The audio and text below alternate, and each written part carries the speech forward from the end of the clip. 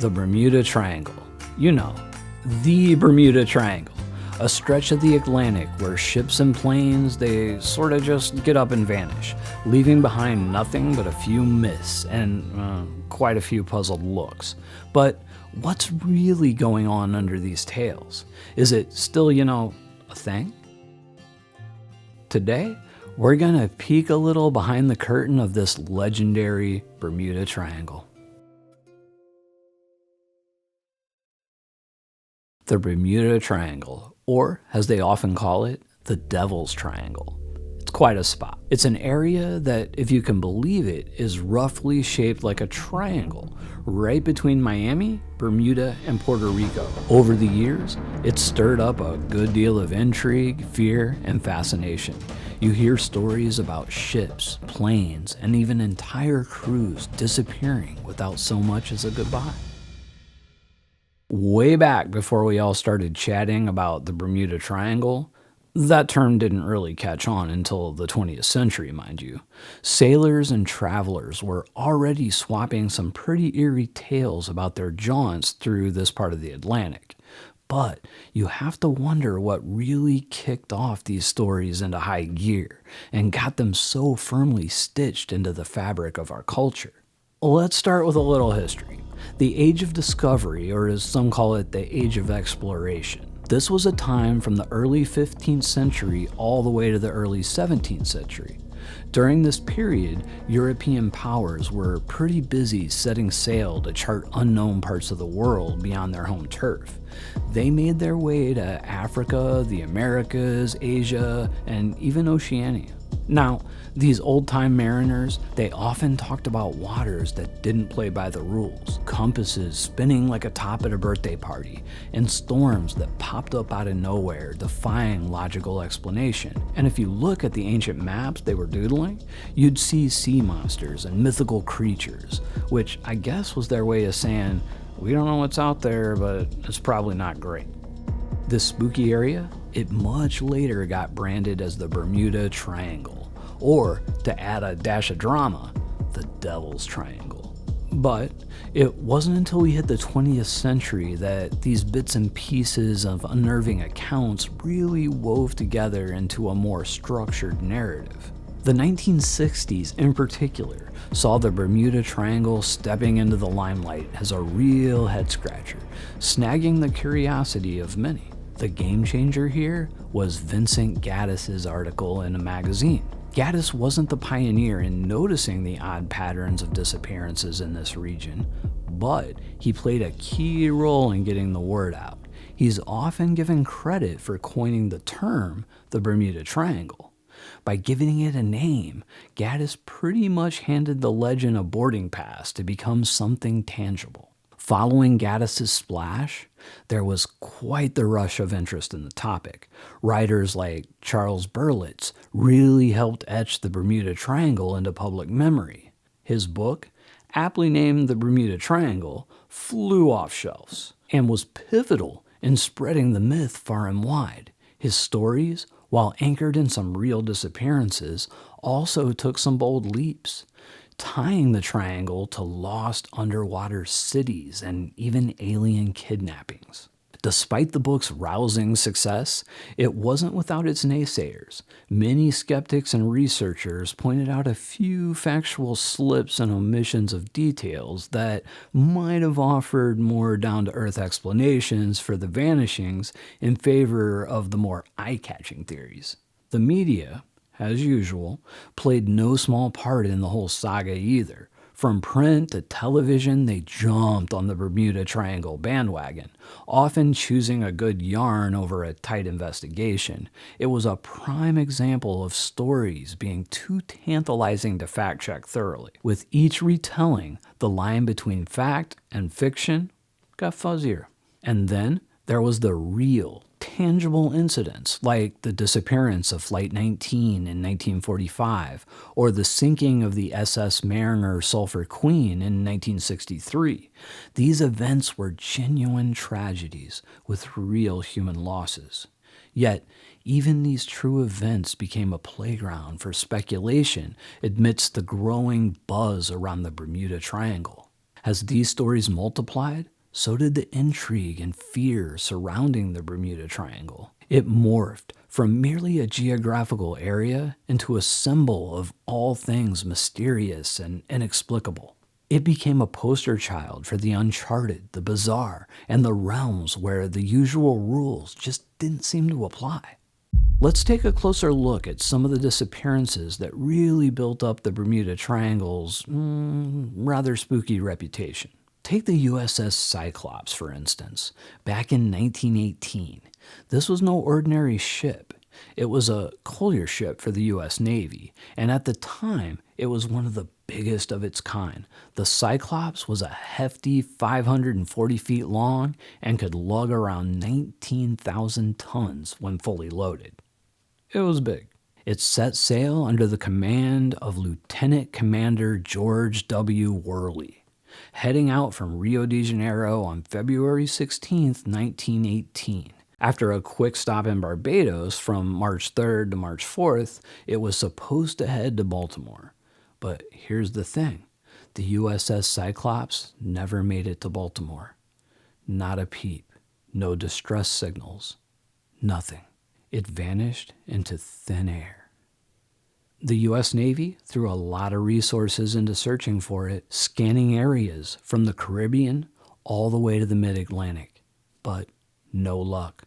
Not a scrap of debris, no wreckage, absolutely no trace of the Cyclops or the 309 folks on board, which included both Navy officers and civilians.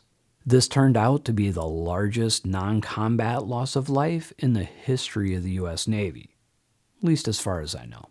After all of this, the Navy did a thorough inquiry to figure out what happened, but the official conclusion was pretty much, we don't know. That left the families and loved ones without any closure and a lot of heartache. And to this day, the story of the USS Cyclops remains one of those maritime mysteries that just reminds us how unpredictable and, frankly, a little scary the vast ocean can be. Then there's the story of Flight 19. Now, this one really grabbed the headlines, and honestly, it's a doozy.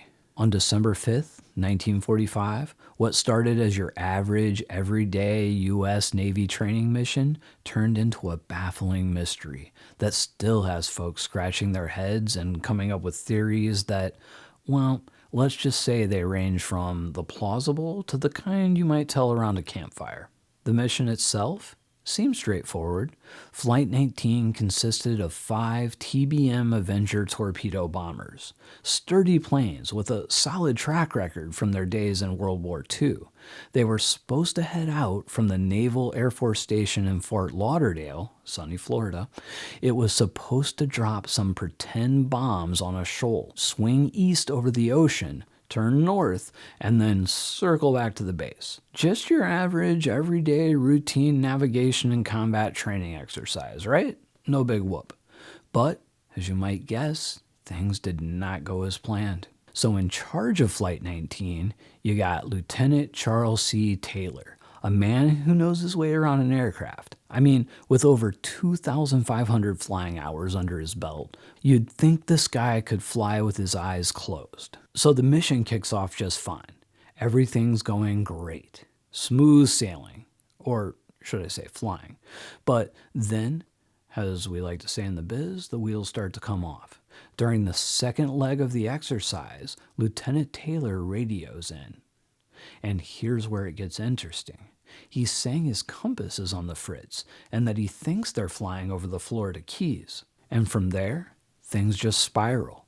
We start getting these scrambled, increasingly panicked radio messages from Flight 19.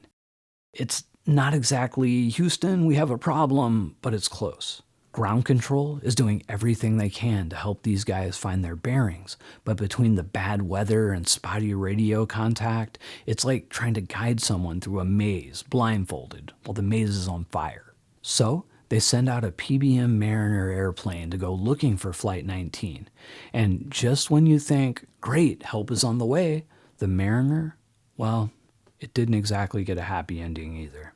Not long after the takeoff, reports come in that a plane, probably the mariner, just explodes midair. No one knows why, and no trace of the seaplane or the crew was ever found. So, we've got planes missing, seaplanes disappearing, and search and rescue teams combing through 300,000 square miles. Nothing. No debris, no oil slick, just zip. As for why Lieutenant Taylor thought he was in the Florida Keys when he was supposed to be somewhere near the Bahamas, well, that's one of the great mysteries for the ages. Maybe his compass went haywire. Maybe it was the Bermuda Triangle. Next up, we have the Star Tiger, a Tudor Mark IV aircraft from British South American Airways, known for long-haul flights. On January 28, 1948, it's cruising from Santa Maria to Bermuda, smack dab over the infamous triangle. As they approach Bermuda, they hit some rough weather. Strong, unpredictable winds, the kind that the triangle is notorious for. Captain Brian W. McMillan, an old hand at flying, was steering the ship, joined by 5 crew members and 25 passengers. Their last transmission was at the dark 30 hour of 3:15. Just chatting with the Bermuda airport. Everything normal. No distress, no hints of trouble. And then, nothing. The plane just doesn't show up. Despite throwing ships and planes into the search, no trace of the Star Tiger was found. The official investigation scratches its head, cites the bad weather and maybe some technical glitches, but no dice on pinning down a cause for its disappearance. Naturally, a lot of folks say it's the Bermuda Triangle at work. Moving on to 1949, we have the Star Ariel's own Bermuda Triangle story. The aircraft, another Tudor Mark IV-B from the same airline. This one was kitted out with the latest navigational and communication gear. It takes off from Bermuda on January 17th, heading for Kingston, Jamaica. The captain this time is John W. Clutha McPhee, flying with 7 crew and 13 passengers. Unlike the Star Tiger, the Star Ariel enjoys clear skies. Smooth sailing, right? Well, they send out a routine position report at 0941, and then, poof, silence. Gone. No distress call. No nothing. And just like before, no trace is ever found. Now, the disappearances of both the Star Tiger and Star Ariel really added some spice to the Bermuda Triangle's spooky reputation. 2 planes, same airline, just vanish into thin air within a year of each other. The official investigations looked into all the usual suspects: weather, technical issue, pilot mistakes, but in the court of public opinion, it's that wily Bermuda Triangle pulling its mysterious stunts. And get this, the fallout from these vanishings was so bad that the airline ended up merging with British Overseas Airways in 1949. Kind of like, well, if you can't beat the triangle, join forces and somebody else and hope for the best. To this day, the stories of the Star Tiger and Star Ariel hang around as grim reminders of the Bermuda Triangle's enduring mysteries. It's almost as if the triangle has a mind of its own. Let's dive further into the waters surrounding the Mary Celeste, often dubbed the Ghost Ship, which really should have been named the Where'd Everybody Go ship, given its knack for bewildering maritime sleuths everywhere. Now, tying it directly to the Bermuda Triangle might be a bit of a stretch. Still, the bizarre circumstances of its discovery make it a star attraction in the carnival of nautical mysteries, including those involving the triangle. Launched in Nova Scotia in 1861 and originally named the Amazon, yes, before it was an online store that sells everything, including books about ghost ships, it got a brand makeover and was rechristened the Mary Celeste in 1869 after changing ownership. By 1872, under the ownership of James H. Winchester and commanded by Captain Benjamin Briggs, the ship was set for a voyage from New York City to Italy. Its cargo, 1,701 barrels of commercial alcohol intended to make Italian wine just a bit more spirited. On board were Captain Briggs, his wife Sarah, their 2-year-old daughter Sophia, and a crew of 7 robust souls. On December 4th, 1872, the British brigantine Dea Gracia spots the Mary Celeste drifting like a lost tourist at Mardi Gras. The captain of the Dea Gracia, David Morehouse, apparently a pal of Captain Briggs, found it odd that the Mary Celeste was flailing around with no one waving hello or signaling Morse code that they were just out for tea or something. Sensing something amiss, he sent over a boarding party. Now this is where things get a little weird, or downright spooky depending on your fondness for ghost stories. The boarding party hops aboard and finds absolutely no one. The crew vanished. Captain Briggs and his family gone. The cargo almost untouched, except one lonely barrel. Everyone's personal stuff was right where they left it, with a vial of sewing machine oil standing to attention on the sewing machine and a log entry so mundane it could have been a lame tweet. Fine weather, all well, nothing to report. And here's the real kicker. There was no sign of a struggle, mutiny, or even a hastily abandoned game of Scrabble. The ship wasn't just intact. So what happened? The theories are as wild as the sailor tales after a few too many rums. Pirates? Maybe, but nothing valuable was taken. A giant squid, perhaps?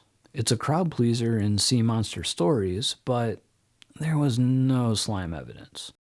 More plausible were the fears of an alcohol fume explosion that perhaps led the crew to temporarily abandon ship, only to find their way back barred. It was suggested that the weather might have played a part, but really, that's just grasping at straws in a hurricane. And while the Mary Celeste connection to the Bermuda Triangle is more a matter of thematic similarity, the enigma of a disappearance without concrete explanation, it's a reminder that the sea keeps its secrets as tightly as a miser with his gold. Despite countless investigations, books, and documentaries, the fate of the Mary Celeste crew remains one of history's great unsolved mysteries. Yet, its legend as the ghost ship endures, a haunting maritime riddle wrapped in a mystery, inside an enigma, shrouded by a bit of fog. Over the years, folks have spun all sorts of theories to explain the odd happenings within this infamous triangle. Some of these theories are grounded in good old science, while others, well, they just veer off into kind of fantastical territory, usually reserved for fairy tales and blockbuster movies. Well, let's start with the scientific angle. You see, it's not all ghost ships and alien abductions. Some explanations focus on very real, very concrete factors. Take the Gulf Stream, for instance. This powerful, warm ocean current runs right through the triangle and could sweep away even a giant rubber ducky, let alone evidence of a maritime mishap. It's like the ocean's own express lane, only there's no telling where everything ends up. The Gulf Stream is warm and swift, moving at speeds of up to 5.6 miles per hour, or 9 kilometers an hour. Renowned oceanographer Dr. John Weisberg of the University of South Florida's College of Marine Science has highlighted its potential influence on weather patterns and its capacity to move ships off course. It's not just a superficial current.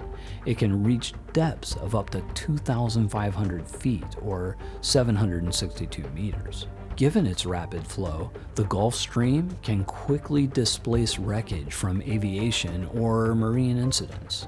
Then, there's the region's underwater topography. The seafloor here is like the plot of a good mystery novel, full of unexpected twists and turns. There are deep underwater trenches and mountains that could make for some pretty dramatic oceanic shenanigans. Ships or planes unfortunate enough to sink in those parts could get swallowed up in the deep ocean canyons, disappearing faster than a plate of cookies at a toddler's birthday party.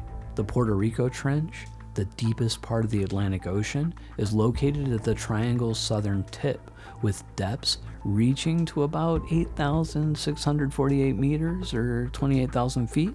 It's deeper than Mount Everest is tall. Such profound depths challenge even the most advanced deep-sea exploration equipment. Seamounts are essentially underwater mountains, and some even have peaks that break the sea's surface. They can pose navigational challenges, particularly for submarines and deep diving vessels. Oceanographers have noted that these formations can cause upwellings, where deep, cold, nutrient-rich waters rise to the surface, influencing local marine ecosystems and potentially affecting navigation. The varied underwater topography can obscure wreckage and make recovery operations exceedingly difficult. Aircraft or ship remains could become trapped in deep trenches or obscured by underwater mountains, remaining hidden from even advanced search equipment. While the triangle tales often lean towards the sensational, complete with eerie disappearances and strange phenomena, it's worth remembering that Mother Nature has a few tricks up her sleeve that are just as impressive and a lot more plausible than some of the more, shall we say, creative explanations. As it turns out, navigating this infamous stretch of ocean can be about as straightforward as assembling furniture without the instructions. You think you got it figured out, and then bam, you've got a shelf where a drawer should be, and a bunch of leftover pieces. First off, there's this little thing called the Earth's magnetic field, generated by molten iron doing the cha-cha around the planet's core. This groovy dance creates what we know as magnetic north. But, in spite of popular belief, it's not a nightclub, but rather a fixed moving target that compasses love to point to. Now, magnetic north does its own thing, shifting over time due to the party happening at the Earth's core. Then, there's true north, or geographic north, which is the Earth's top hat, the actual location of the North Pole. The difference between where your compass points, magnetic north, and the North Pole, true north, is what we call magnetic declination. Now, in the Bermuda Triangle, things get even more interesting, thanks to magnetic anomalies. These are spots where the Earth's magnetic field decides to go a little off script, potentially due to underground mineral deposits throwing a rave or tectonic plates shifting the dance floor. Within the fabled confines of the triangle, there's this special spot where magnetic declination decides to take a holiday, making magnetic north and true north line up almost perfectly. This area lies along what's known as the Agonic Line, a sort of magic mystery line, where the Earth's magnetic field lines up so neatly with geographic longitude that the magnetic declination is virtually zero. Historically, a stretch of this line waltzes right through the Bermuda Triangle. Now, imagine you're a sailor or a pilot back in the day before GPS, gadgets, and smartphones. You're cruising through the Bermuda Triangle, relying on your trusty magnetic compass. You'd expect a bit of magnetic declination, a little east or west shimmy, but in this magnetic anomaly conga line, there's no shimmy at all. It's all straight. And it could really throw off your groove and send you veering off your intended course without even realizing it. One minute you're heading to Miami, and the next you might be on an unexpected detour to who knows where. The navigational implications are pretty significant, especially back when electronic navigation was just a twinkle in technology's eye. In the age of early transatlantic travel, sailors were basically at the mercy of the stars above and their magnetic compasses, which within the Bermuda Triangle might as well have been spinning a bottle at a high school party given the magnetic anomalies. However, fast forward to today, and it's a whole different ballgame with the advent of fancy navigational tools like GPS or LORAN, long-range navigation, and other satellite-based wizardry. These modern marvels have pretty much taken the mystery out of the Bermuda Triangle's magnetic mischief. Nowadays, vessels and aircrafts are kitted out with tech that makes them immune to the Bermuda Triangle's once daunting magnetic variances, reducing the chances of getting lost to about the same odds as finding an honest politician. This may also explain the lack of a lot more, more current examples. But while the magnetic quirks of the Bermuda Triangle provide a fascinating glimpse into odd challenges of navigating this notorious region, it's important to see them as just one piece of the puzzle. With leaps and bounds made in navigation technology, the influence of these anomalies has waned. But let's not forget, the Bermuda Triangle's magnetic hiccups remain just one noteworthy chapter in the saga of maritime and aviation history. But if it's not a more grounded explanation, what else could be lurking in the murky depths of the Bermuda Triangle? Well, as it turns out, there's a whole buffet of possibilities, ranging from the simple to the simply out of this world. First, let's consider the classics: human error and technical malfunctions. In several notorious cases, it might be just that. Someone just took a wrong turn at Albuquerque, or in this case, the Atlantic.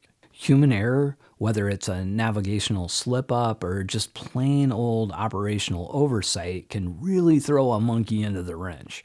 And in the vastness of the ocean and sky, even a minor goof can spiral into a major mishap. And of course, we can't just ignore the good old-fashioned technical and mechanical failures. Ships and airplanes are complex beasts, and sometimes they decide to take a day off at the worst possible time, potentially leading to some of the mishaps that have peppered the Triangle's history. But then, on the other side of the coin, we've got the supernatural explanations, and boy, did they make for some juicy stories. The most sensational theories about the Bermuda Triangle aren't just your garden variety ghost tales. No, we're talking about extraterrestrial activity, underwater alien bases, or perhaps even the remnants of the lost city of Atlantis. That's right. Some folks believe that this infamous stretch of ocean is a hotspot for UFOs and other extraterrestrial shenanigans. Imagine cruising through the Triangle only to stumble upon an underwater alien base. It would certainly make for an unforgettable trip, assuming you live to tell the tale. The notion that the Bermuda Triangle might actually be sitting atop the ancient ruins of Atlantis isn't exactly new. Plato, the ancient Greek philosopher who likely enjoyed a good mystery himself, first wrote about Atlantis as this powerhouse civilization that supposedly took a dive into the ocean after a particularly bad day. Some folks, like Charles Berlitz, yes, that Berlitz, of the language school fame, really ran with this idea. He suggested that perhaps the energy of Atlantis, still buzzing under the sea, is playing havoc with our modern planes and ships. And just when you thought it couldn't get any wilder, we have the theory of alien bases lurking beneath the Triangle's waves. This splashy idea was championed by Ivan T. Sanderson, a British biologist with a penchant for the paranormal. He theorized about what he called the vile vortices, where strange occurrences are as common as coffee shops in downtown Seattle, with the Bermuda Triangle being one of the hot spots for extraterrestrial timeshare condos. Despite the draw of these dramatic theories, the folks in white coats like Dr. David E. Sandwell, a geophysics professor, are quick to throw a wet blanket over this. From their scientific standpoint, there's just no empirical evidence to back up any of these claims. Claims of Atlantean energy fields or alien endeavors beneath the sea. They're more inclined to blame the usual suspects: tricky environmental factors, human slip-ups, or even the odd deliberate act. In the dance between fact and fiction, between what we know and what we imagine, the Bermuda Triangle stands as a timeless testament to humanity's love for tales that both enchant and terrify. The narrative surrounding the Bermuda Triangle has been gradually evolving from one of mystique and legend to one rooted in science, data, and technological insights.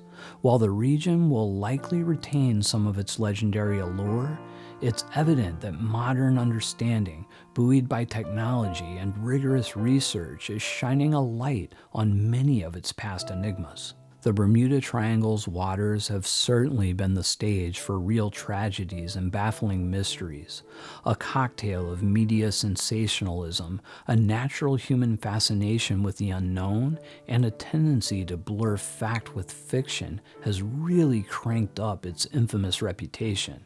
Today, as science continues to shed light on these mysteries, the Bermuda Triangle serves as a stark reminder of how vast our planet is, our relentless pursuit of knowledge, and the razor-thin line between myth and stark reality. But beyond the spine-tingling tales and the outlandish conspiracy theories lies a more somber truth, the profound impact of the families of those who have vanished within this fabled triangle. It's a story often overlooked by those captivated by the lure of the mysterious waters, a narrative that speaks to the heart rather than merely titillating the imagination with eerie tales of lost ships and planes. One of the harshest realities for families is the utter lack of closure.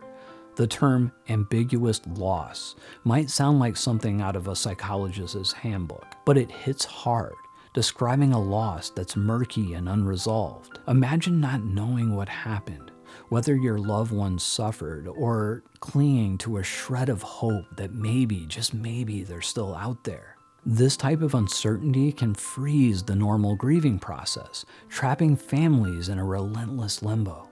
While the Bermuda Triangle's allure is a goldmine for filmmakers and authors, for the families of the disappeared, it's a different story. Seeing one's personal tragedy spun into a plotline for entertainment can be deeply painful.